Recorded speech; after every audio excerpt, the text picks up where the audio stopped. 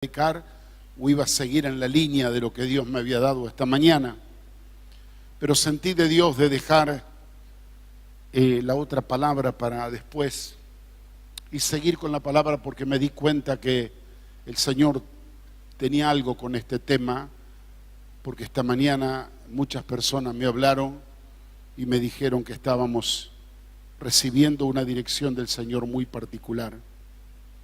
Esta mañana comencé a hablar, así nomás de paso le menciono, capítulo 1 del libro de Nehemías. Y en el libro de Nehemías, capítulo 1, se produce algo interesante, de lo cual yo menciono rápidamente qué sucedió. Nehemías, como judío que estaba trabajando fuera de Israel había sido el pueblo de Dios, especialmente en la provincia de Judá y la ciudad de Jerusalén, habían sido avasalladas por los enemigos, se fueron muchos cautivos, algunos quedaron en la dispersión, otros quedaron ahí como un remanente. Y como Dios honra a los que le honran, y los llevó a Nehemías hasta una tierra extranjera, y en manos de los enemigos Dios lo levantó a un cargo muy importante para ser copero del rey. Allí, estando como copero del rey, él pensaba y preocupado cómo estaban sus hermanos, que habían pasado por aquel momento tan duro y tan difícil. Y vienen algunos hermanos de Judá y le dan la noticia, y cuenta la palabra, que dijeron: nuestros hermanos están en grande oprobio, están muy mal y en afrenta. Capítulo 1, verso 3. El muro de Jerusalén está derribado y las puertas han sido quemadas a fuego.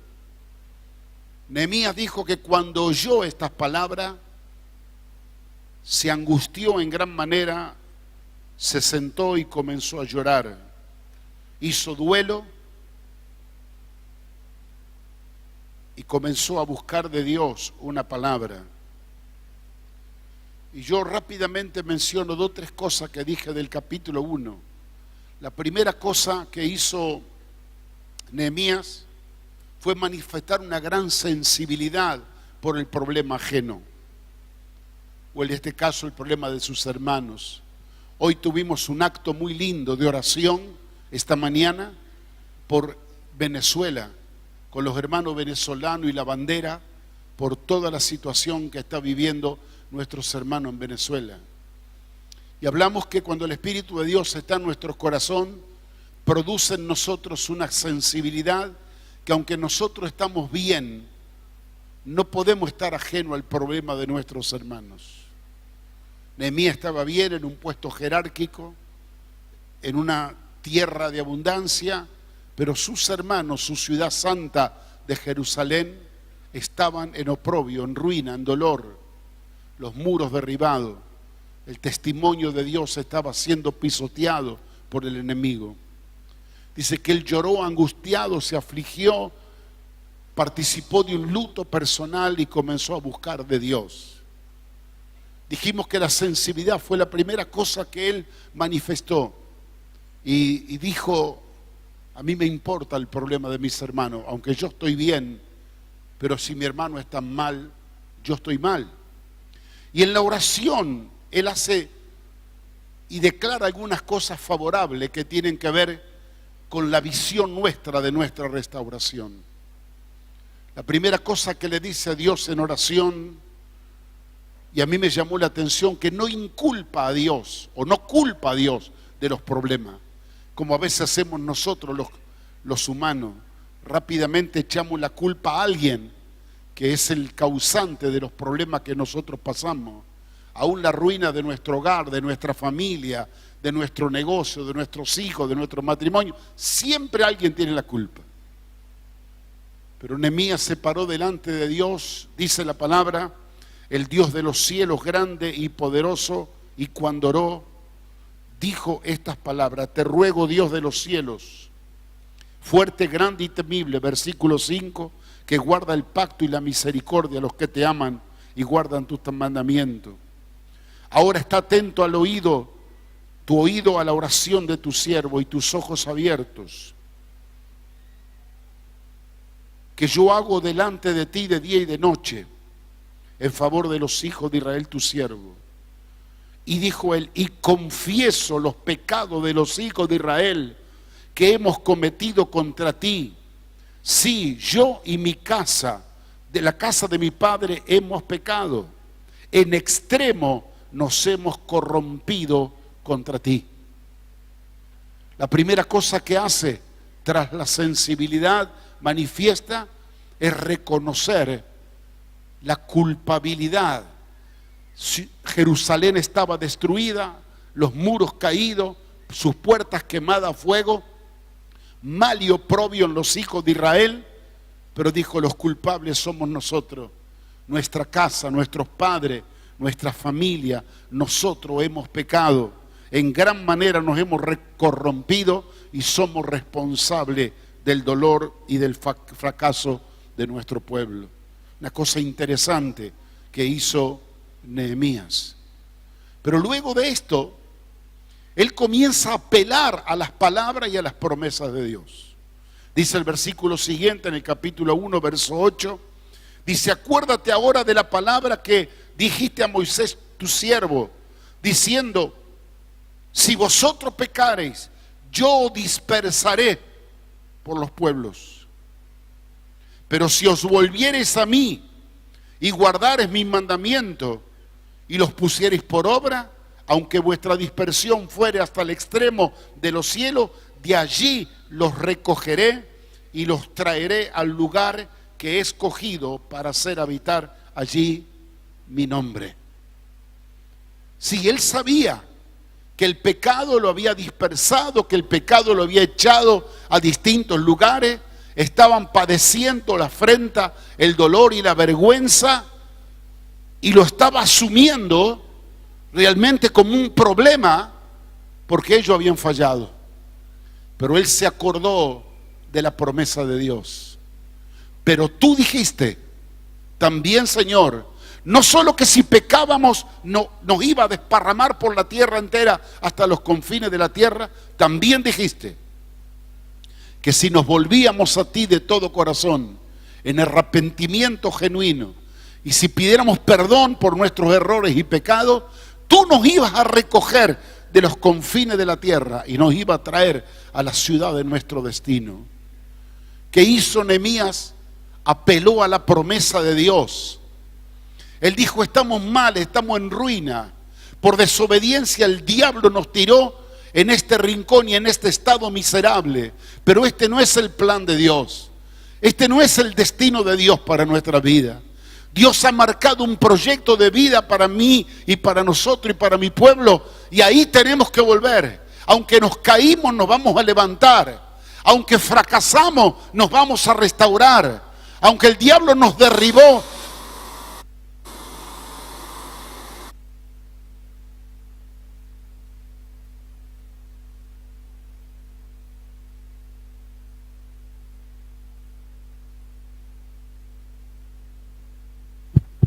hola, hola. Me guardo las palabras. Aunque el diablo quiso destruir y quebrantarnos, derribando lo más hermoso que teníamos, que eran los muros y las puertas de Jerusalén, sin embargo, el propósito y el plan de Dios es restaurar todo lo que el enemigo nos destruyó. Entonces él comienza a apelar a la promesa del Señor, y no solamente comienza a apelar a la promesa de Dios, hace lo último, que fue todo lo que hablé esta mañana, muy interesante. Ahora vuelve a orar al Señor y le dice, te pido, Dios, que me des gracia, versículos 10 y 11, porque voy a ir a hablar, dame favor delante del rey con la cual él trabajaba, para que yo halle gracia delante de tus ojos, porque voy a pedirle su favor y el permiso para ir a la gran comisión, porque él tenía la visión que Dios lo levantaba para ir a inspirar a sus hermanos, llevar los materiales y restaurar los muros caídos. Y lo que me hizo sentir mucho el Señor esta mañana mientras leíamos la palabra, que su fe no solo lo llevó a una actitud de arrepentimiento y de búsqueda del perdón de Dios para volver otra vez a los caminos del Señor, sino que su fe comienza a ser levantada para que el propósito de Dios sea restaurado en sus vidas. Y no solamente esto, que apelando a las promesas de Dios, diciendo: Señor, tú lo dijiste, y si tú lo dijiste lo vas a hacer, sino que él se puso manos a la obra. Porque la fe, nuestra fe en el Señor y en sus promesas, no nos deja quieto en una silla esperando que Dios venga y haga todo. Hablé un buen rato al respecto, que la fe en el Señor siempre es una fe combinada, donde Dios nos inspira, donde nosotros nos atrevemos, nos lanzamos, donde nosotros hacemos una parte y el Señor hace otra. Y cuando nosotros nos damos cuenta de esta combinación entre Dios y nosotros, y estamos dispuestos a lanzarnos a ese gran desafío, yo le aseguro, mis hermanos, que vamos a ver los planes y los sueños de Dios cumplidos. Una palabra que el Señor me tocaba mucho esta mañana era la palabra que Dios le habló a Moisés. Cuando Dios le quiso manifestar el plan de que quería hacer cosas y liberar a su pueblo, y lo viene a levantar a Moisés, y Moisés comienza con un montón de excusas. Un montón de excusas. Y no tengo nada, y no sé nada, y esto, y cómo lo voy a hacer, cómo me voy a levantar contra Faraón y contra Egipto, y no tengo nada, y no soy nada, soy un pobre pastor, 40 años en el desierto, pastoreando ovejas. Y venía caminando con el bastón en su mano, y Dios le dice: ¿qué tienes en tu mano? Una vara seca, llena de nudos, que no servía para nada, que de alguna manera era la radiografía de Moisés, como él se veía. Y le dijo: échala por tierra. La echó en tierra, y la vara se transformó en una serpiente. Y se asustó.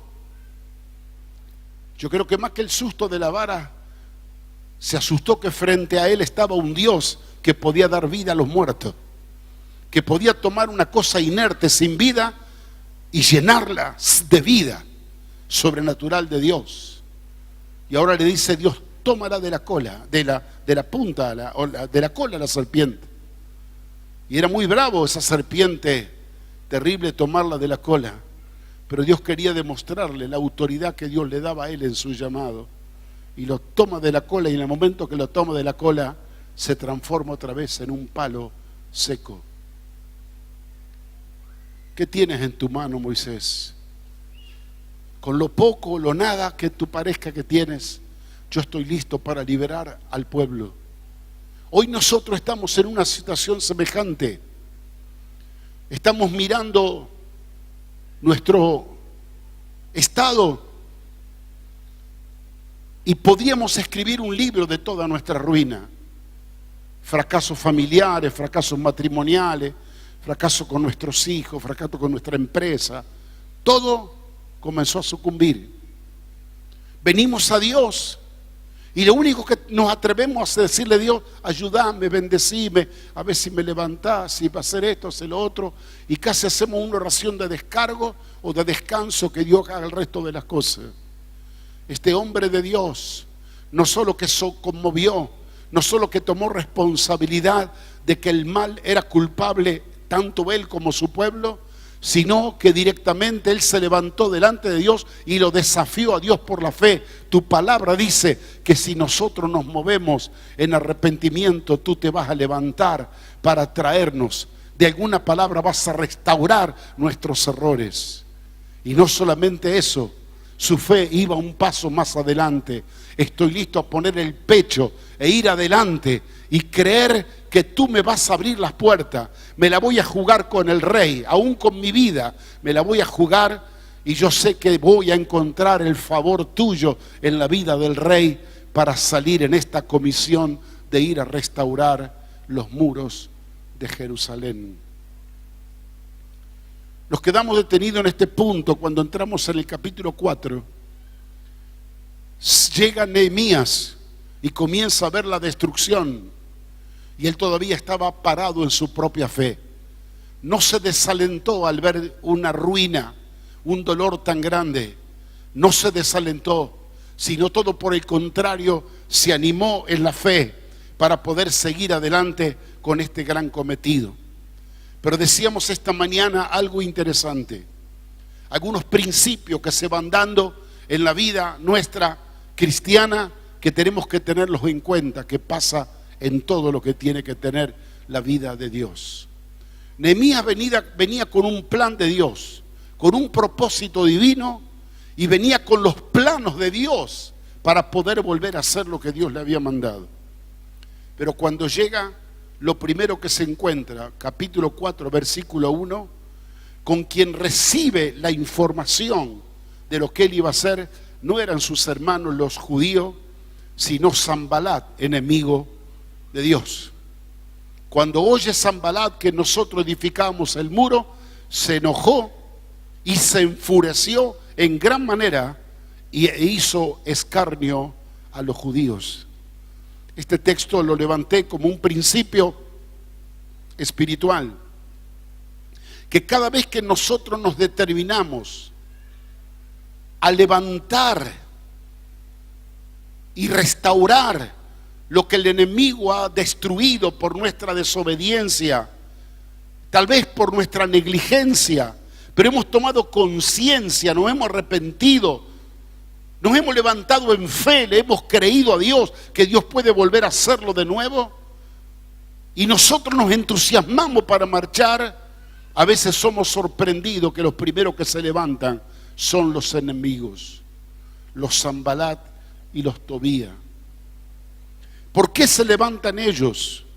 Se levantan directamente con un solo propósito. Dice que se enojaron en gran manera y nos hicieron escarnio contra mis hermanos los judíos. ¿Por qué? Porque el diablo nunca va a permitir, o de algún modo se va a oponer a todo lo que tú estés haciendo para Dios en beneficio de tu propia vida y de tus hermanos. No esperes que el diablo te venga a aplaudir, ni esperes que el enemigo te mande unas felicitaciones, porque el entusiasmo tuyo de obedecer a Dios y el deseo de tu corazón de servir al Señor es comprensible, porque no hay cosa más linda que hacer lo que Dios dice. Pero debes tomar conciencia que los enemigos espirituales los tenemos a la vuelta de la esquina, y el enemigo tiene a sus incitadores y tiene a su gente y a su pueblo que quiere de alguna manera mantener la obra destructiva que él inició. Lo que vino a reparar Nehemías fue el muro y las puertas, porque el muro y las puertas tenían un principio espiritual muy importante. El muro marcaba los límites donde era Jerusalén, y dentro del muro había seguridad. Dentro del muro se podía vivir la vida de Dios y practicar los estatutos y mandamientos. Se podían hacer los sacrificios, realizar el culto a Dios. Afuera del muro, afuera de Jerusalén, estaba la vida pagana. Cuando el muro estaba caído, no pudieron rendir más culto ni ofrecer sacrificio.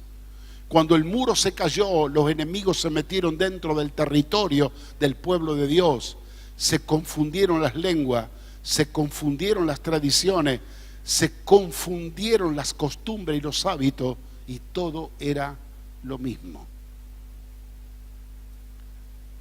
Cuando el muro estaba por tierra, no se podía distinguir a dónde estaba el límite del pueblo de Dios y a dónde estaba el límite del avance del pueblo enemigo. Por eso la convicción de Nehemías, que era fundamental para iniciar un proceso restaurador, era levantar los muros. Y yo te digo a ti en el nombre de Jesús, querido hermano y amigo, en este día que tú has venido a la casa de Dios y has venido con tus cargas o con tus ruinas, vienes recordándote todo lo bueno que tenías y ahora no tienes, cómo el enemigo ha quebrantado las cosas, muchas de las que Dios te ha dado. Y estás de alguna manera haciendo un funeral de todo lo perdido. Dios viene a hablarte y te dice, no, yo quiero restaurar todo, absolutamente todo lo que tenías. Porque si por un hombre entró la destrucción llamado Adán, por un segundo hombre llamado Jesucristo vino la restauración. Y nosotros no estamos en el Adán del hombre de carne, estamos en Jesucristo, el Hijo de Dios, el que restaura todas las cosas y nos devuelve por las promesas de Dios todo lo que el diablo nos robó. Entonces,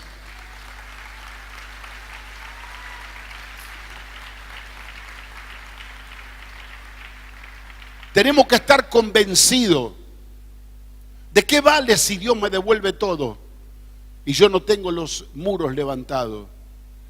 Estoy exponiendo otra vez todo lo que Dios me dio para que el enemigo venga a destruirlo.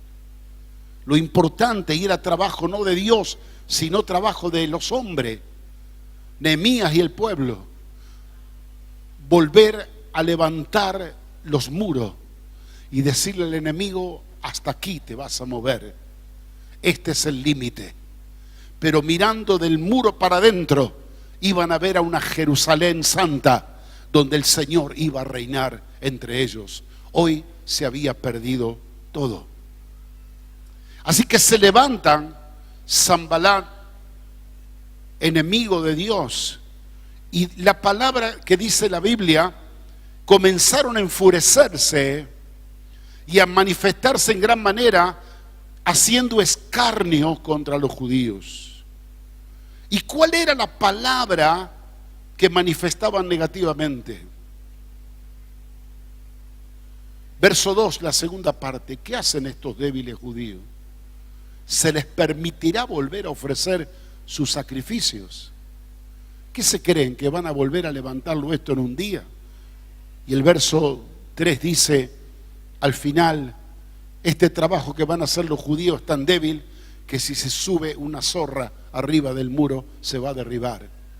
Siempre las palabras y los ataques del enemigo son menoscabando y menospreciando. Pero escondido está el propósito fundamental del enemigo. Lo que más le molestaba, que vuelvan a levantar el altar del sacrificio. ¿Volverán esto otra vez a adorar a Dios? Nosotros que le derribamos todo, ¿volverán a alabar al Señor? ¿Volverán a levantar los sacrificios? ¿Volverán a hacer culto a Dios? Eso es lo que más le molesta al enemigo. No era cuestión material del muro, si bien tenía sus implicancias, pero el gran problema del enemigo es que cuando tú te determinas a restaurar lo que perdiste y lo basas en un altar espiritual de comunión con Dios, de restaurar tu culto a Dios, de restaurar tu vida consagrada al Señor, el enemigo se va a levantar en gran manera. Y las palabras de escarnio provocaban un solo objetivo, el desaliento para que no avance con la obra. Ahora mire lo que dice la palabra de Dios. Que frente a las palabras, dice el versículo 4 y 5, ellos vinieron a orar frente a estas palabras, oramos a Dios. Y dice que tuvieron fuerzas para seguir edificando hasta la mitad del muro porque tenían ánimo. O sea que de parte de Dios recibieron un impulso y un ánimo espiritual. No oyeron a los enemigos, pero llegaron hasta la mitad del muro trabajando. Hay un momento que el entusiasmo natural se te puede ir. Solamente una visión clara de lo que Dios quiere para tu vida, una confianza y un descanso pleno en el Señor y en sus promesas, es lo que te puede recobrar el ánimo de nuevo para seguir adelante.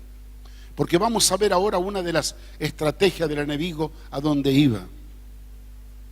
Llegaron hasta la mitad del muro y se pararon en esa etapa. Pero dice el versículo 7. Pero aconteció que oyendo Sanbalat y Tobía y los árabes, los amonitas y los de Asdod, que los muros de Jerusalén eran reparados, porque ya los portillos comenzaban a ser cerrados, se encolerizaron mucho y conspiraron todos a una para venir a atacar a Jerusalén y hacerle daño. Siga mirando y leyendo entre líneas. Lo que estaba provocando gozo al pueblo de ver que la mitad del muro estaba siendo construida, aunque ellos cansados, imagínense, trabajando con toda la furia para levantar en obediencia lo que era el plan y el propósito de Dios, cuando lo ven los enemigos, no vienen a felicitarlo y aplaudirlo.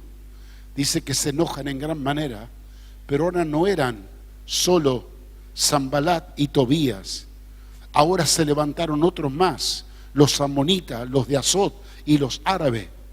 Se levantaron más a una, o sea que se duplicó la fuerza del enemigo contra ellos. Y dice la palabra algo muy concreto.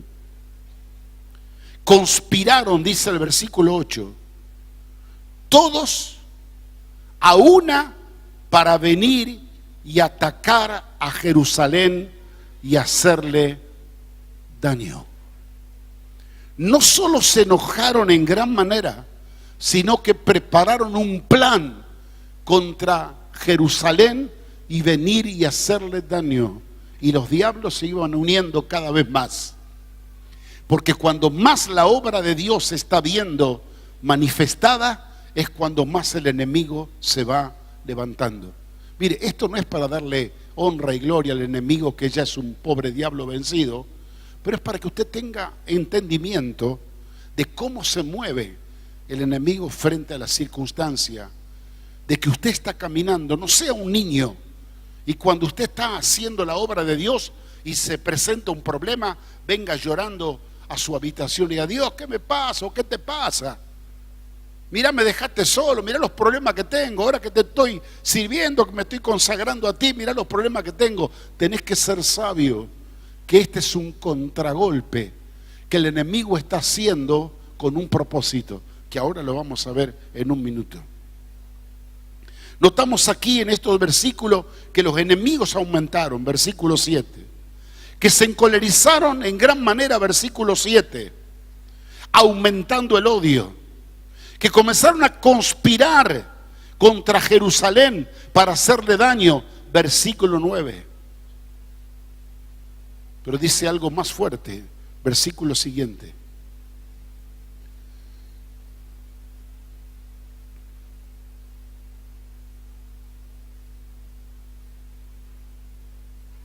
Y le dijo Judá: la fuerza de los acarreadores se han debilitado y el escombro es mucho y no podemos edificar el muro. Y nuestros enemigos dijeron: no sepan ni vean. No sepan ni vean, dijeron los enemigos, una estrategia, hasta que entremos en medio de ellos y los matemos. Y final del propósito: hagamos cesar la obra.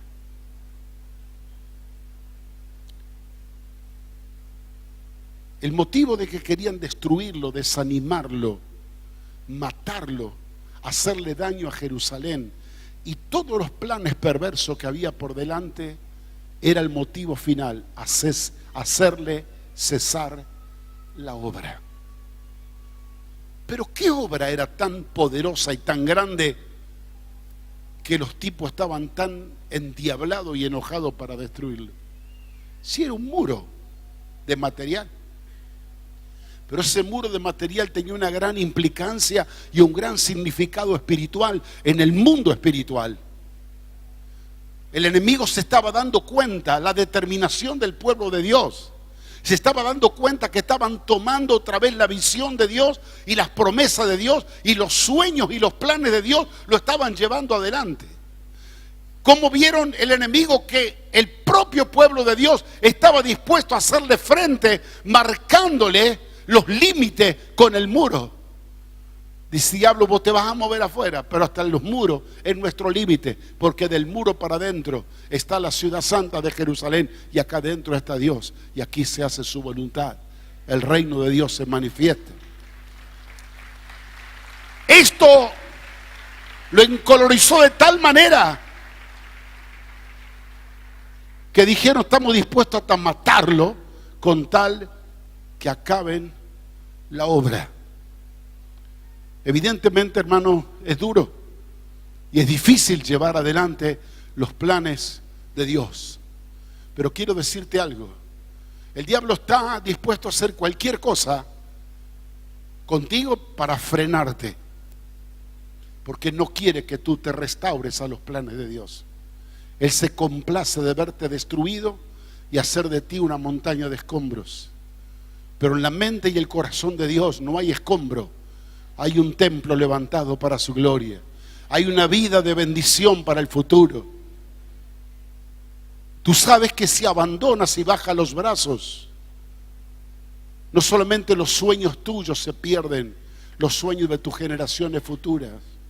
Cuando Israel estuvo 70 años en Babilonia y volvieron a la tierra de Jerusalén, ya la generación más pequeña, hasta el idioma hebreo habían perdido. Las culturas, las costumbres, la adoración a Dios, todo estaba perdido, porque el mundo había avanzado sobre ello. Cuando tú vives con los muros caídos y te acostumbras a este sistema, estás perdiendo tu presente y estás entregando tu futuro en las manos del diablo.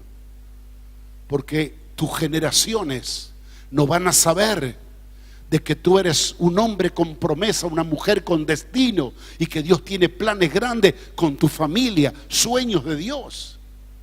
Sueños de Dios que no solamente se van a cumplir en ti, sino en las generaciones futuras. Y esas generaciones futuras, tus hijos, tus nietos, van a ver y van a participar de todos los planes y sueños de Dios. Si tú bajas los brazos, le estás truncando el plan y el propósito de alcanzar ellos también la bendición que Dios tiene para ellos. Pero mire qué interesante lo que dice luego aquí la palabra de Dios. Cuando ven que el enemigo se levanta con tanta furia, ellos comenzaron a orar, comenzaron a encontrar una nueva estrategia de cómo cuidarse del enemigo. Y dice el verso 12, mire cómo estaban encaminados y empecinado. Sucedió que cuando venían los judíos que habitaban entre ellos, nos decían hasta 10 veces, diga conmigo 10 veces, hasta 10 veces, ¿qué le decían? De todos los lugares de donde volvieres, ellos caerán sobre vosotros. Palabra de desánimo y de desaliento. Hagan lo que hagan, ustedes van a ser destruidos. Hagan lo que hagan, ustedes van a caer. Hagan lo que hagan, la obra no se va a terminar. Hasta 10 veces por día nos hablaban y nos decían estas cosas. Verso 14. Dice Nehemías: y después miré. Está leyendo conmigo para que no vea que yo me invento, ¿no? Capítulo 4, Nehemías, verso 14. Después miré y me levanté y dije a los nobles y a los oficiales, o sea, a los gobernantes del pueblo, y a todo el resto del pueblo. ¿Qué le dice Nehemías? Escuche: no temáis delante de ellos. Acordaos del Señor grande y temible. Pelead por vuestros hermanos, pelead por vuestros hijos y pelead por vuestras hijas y por vuestras mujeres y por vuestras casas. En otras palabras, ¿qué hace Nehemías? Todas estas amenazas producen en ustedes desaliento. Nadie quiere pelearse con el enemigo. Toda esta afrenta, todo este escarnio, toda esta amenaza están a punto de bajar los brazos, rendir, tirar la toalla como un boxeador y decir, no peleo más. Pero Nehemías, que venía cargado con la visión y con el sueño de Dios, y él viendo el peligro que corrían sus hermanos frente a todas, 10 veces por día las amenazas, que le habló a todo el liderazgo y a todo el pueblo y le dijo, no tengan temor delante de ellos. ¿Por qué no voy a tener temor delante de ellos? Acuérdense del Señor, grande y temible. Porque cuando tú miras tanto al enemigo que cacarea como un gallo o ladra como un perro, no estás mirando ni escuchando a Dios. Por eso Nehemías le dice, cambien la visión de mirar el problema y miren al Dios grande y temible.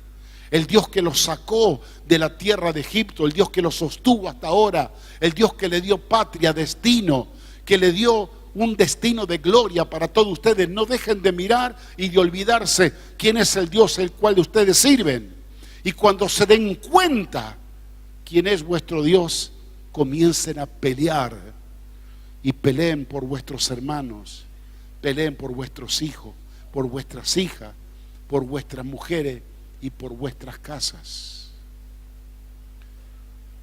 Ahora, si estaban levantando el muro, ¿qué tenía que ver que pelear por los hijos? Hermano, volvemos a lo mismo.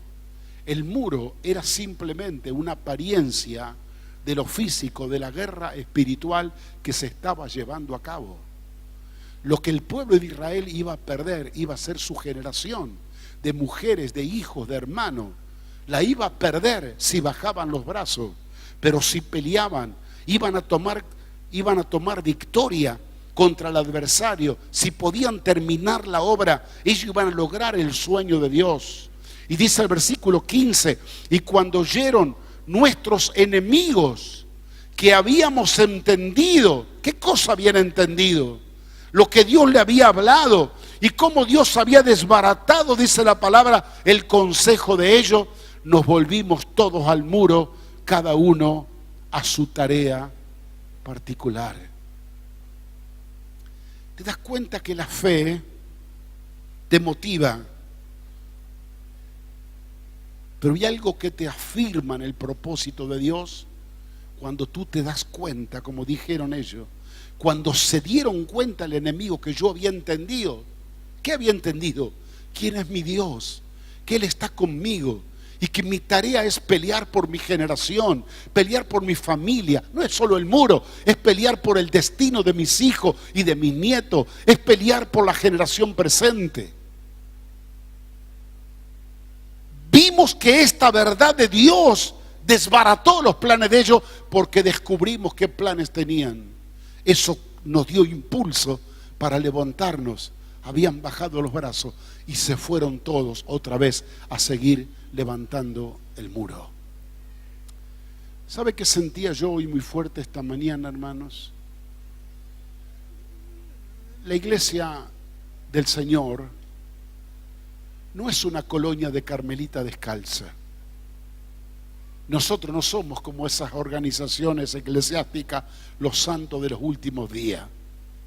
No somos ni carmelita ni santo. Venimos de un mundo arruinado, golpeado, maltratado, donde cada uno de nosotros traemos nuestras propias historias. Ahora venimos aquí como a un hospital. Una vez le dije a un pastor, ¿cómo se llama tu iglesia? Me dijo, Sanatorio de Fe, le dije. ¿Cómo sanatorio de fe? Sí, porque más un hospital que un santuario. Porque nosotros recogemos a los caídos, a los heridos, a los lastimados, a los enfermos.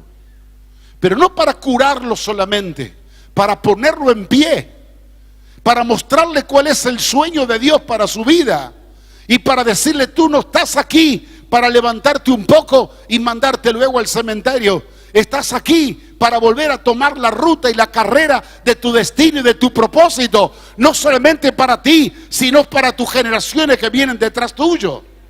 Hay un plan, un sueño de Dios que tiene que llevarse a cabo en tu vida.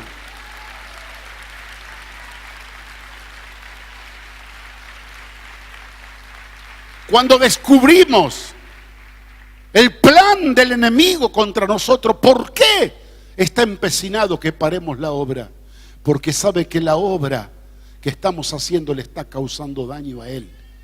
Y si le está causando daño a él, vamos a reforzar las fuerzas, a reforzar el ánimo para hacer todo lo que Dios quiere que hagamos, porque una cosa, estamos destinados totalmente a quebrantar toda obra del diablo y levantar la obra de Dios en medio de nosotros.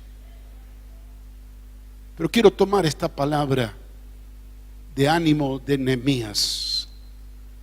Mientras estás en el diseño de levantar los muros en tu vida, mientras estás pensando que de ahora en más no vas a permitir vivir tu vida con muros caídos para que el enemigo se filtre por todos lados, me voy a dedicar a pelear por mis hijos, por mi familia, por mis hermanos. ¿Por qué pelear? Porque el enemigo lo está buscando. Y mi familia es mi herencia, es la herencia de Dios. ¿Te acuerdas cuando estaban peleando entre Moisés y Faraón, que querían ir a adorar a Dios al desierto? Y vino Faraón en un par de veces y le dijo: bueno, vayan ustedes los hombres, déjenme sus hijos, déjenme sus mujeres y déjenme sus vaquitas. ¿Qué le dijo Faraón? No solo que nosotros los varones vamos a ir a adorar a Dios al desierto, van a ir nuestras esposas, van a ir nuestros viejos y van a ir nuestros hijos. Y no solamente eso, van a ir nuestras vacas, porque con las vacas vamos a ofrecer sacrificio a Jehová. Todo vamos a ir a adorar a Dios al desierto. No te vamos a dejar ni una pezuña en tus manos, le dijo Moisés a Faraón. Este es el principio por la cual debemos pelear. Basta ya de una iglesia donde vienen las hermanas contentas porque los maridos las dejan venir al culto. Y mientras los maridos se van al club a jugar a las cartas, ella viene a la iglesia, los hijos se van a las confiterías, otros van a las drogas, y ella contenta viene a alabar a Dios. Hermana, avivate, el diablo te está robando tu casa y tu destino. Es hora que comiences a pelear por tu casa, pelea por tu esposo, pelea por tus hijos, pelea por tus nietos, y no descanses hasta que no lo veas aquí en la casa de Dios, adorando, sirviendo al Rey de Reyes y Señor de los Señores. Pelea. Y por último, hermano, déjeme decirle esto. Dentro de esta estrategia final, Nehemías le dice: mira, las distancias son muchas y no somos muchas las familias. A veces unos trabajaban, otros descansaban, unos se movían, otros no. Y él le dice estas palabras: en el lugar, verso 20, donde oyeres el sonido de la trompeta, reuníos allí con todos nosotros. Y dice finalmente: y nuestro Dios peleará por nosotros. Claro que Dios va a pelear. Claro que Dios va a pelear. Pero ¿sabe cuándo va a pelear Dios? Cuando su ejército se ponga en marcha y se pare y dice: Dios, me anoto yo también para pelear por usted. Pero si somos una manga de tranquilones sentados, cruzados de brazos, diciéndole: Dios, hace la obra mientras yo espero que veo lo que haga, dice Dios, le dijo a Nehemías: hace sonar la trompeta. Cuando la trompeta suene, se van a levantar todos y van a ir en una sola dirección al muro, a su lugar. Y cuando todos vayan al muro, al sonido de la trompeta, dice Dios se levantará y Él peleará por nosotros. Qué cosa más bella, hermano. ¿Sabe qué está diciendo a mí aquí la palabra? Dios se va a divertir con nosotros. Porque si Dios pelea por nosotros, ¿qué tenemos que hacer nosotros? Dios está esperando nuestra actitud de fe, que nos movamos a enfrentar la circunstancia, la adversidad. Y cuando nosotros nos disponemos a movernos, a dar un paso, viene Dios y se levanta. Y en definitiva la obra hace Él. Nosotros no podemos hacer nada. Quien va a quebrantar al enemigo es Dios. Quien va a avergonzar al enemigo es Dios. Quien va a derribar toda estrategia del diablo es Dios. Pero Él está esperando que nosotros nos determinemos a decir: Señor, te creemos, estamos listos a obedecerte y vamos a dar el primer paso. ¿Usted vio cuando los hijos son chiquititos y se arriman al padre que está trabajando? Viene el papá y le dice: ayúdame. Y él agarra un martillito de plástico y está convencido que está haciendo la obra junto con su padre. Así es Dios con nosotros. Le dice: Dios, ayúdame. Vamos, levántate que lo vamos a destruir al enemigo. Y cuando nosotros nos paramos para destruir, no sabemos ni cómo hacerlo. Pero cuando Dios nos ve parado a nosotros, Él se para detrás nuestro y levanta su mano en su autoridad y destruye toda obra del enemigo. Aleluya. Él está esperando tu determinación. Él no quiere fusilánimes entregados, flojos. Él quiere gente que se levante y que pelee la buena batalla para conseguir lo que Dios ha prometido para cada uno de nosotros. Si yo pudiera de algún modo revelar los sueños de Dios para cada uno de nosotros, yo le aseguro que usted no se quedaría tranquilo en la condición donde está. Sentiría como un hormigueo dentro suyo y no voy a descansar hasta conseguir y tomar lo que Dios ha preparado para mí. Mírelo a Dios aquí diciéndote: he preparado todo esto para ti. Mírese usted parado frente a esa oferta de Dios y delante usted tiene a los Tobías, a los Zambalá, a los árabes, a todos los enemigos que te hacen burla, que te hacen escarnio, que te frenan y todo esto. ¿Qué vas a hacer? Vas a decir: no, yo no me quiero meter en lío, más vale me quedo sentado y pierdo la bendición de todo lo que Dios me da. Cuando supimos lo que Dios estaba preparando, cuando nos dimos cuenta quién era Dios que estaba con nosotros, nos animamos y nos levantamos y nos fuimos manos a la obra. Cuando comenzamos a mirar a Dios, cuando empezamos a escuchar su voz, en esta noche Dios está tocando la trompeta para muchos, diciéndote: es hora de levantarte. No estés con tus brazos caídos, levántate, pon mano a la obra y no permitas que el enemigo se lleve ni una uña de tu casa. Hasta el perro y el gato serán del Señor. Si te determina a pararte delante del Señor, la obra de Dios va a ser culminada. No va a ser fácil. Vas a escuchar voces permanentes, contrarias, que el enemigo se levantará contra ti. Pero la palabra de Dios me dice: cuando la trompeta suene, Dios peleará mi batalla. Dios peleará por mí. Dios peleará por mí.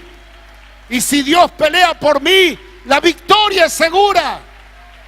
La victoria es segura.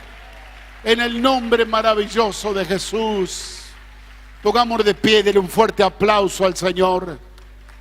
Bendigamos a Dios. Diga: Dios, esta es mi hora. Esta es mi hora. Este es mi tiempo. Gloria a tu nombre, gloria a tu nombre. Gloria a tu nombre, gloria a tu nombre. Señor, así como estamos de pie en esta noche, estamos determinados a creerte. Estamos determinados a escuchar tu voz. Estamos determinados a obedecer tu palabra. Señor, estamos confiando y creyendo que lo que estoy viviendo en estos días no es el destino que está marcado para mí. Aquí he caído quebrantado porque el enemigo me engañó, porque fallé, porque me descuidé. Reconozco mi error. Hoy me arrepiento. Y tu palabra dice que cuando me vuelvo a ti, tú vas a restaurar todo aquello que se perdió. Señor, hemos creído, por eso nos levantamos. Estamos listos a empezar de nuevo, a pelear nuestras batallas, confiando que tú pelearás por nosotros. Estoy confiando, Dios. Estoy confiando, Dios. Me dispongo a caminar en fe para ver tu victoria, para ver tu triunfo. En el nombre precioso de Jesús, quiero darte a ti toda la gloria, toda la honra y toda la alabanza. Amén y amén. Dame un fuerte aplauso al Señor.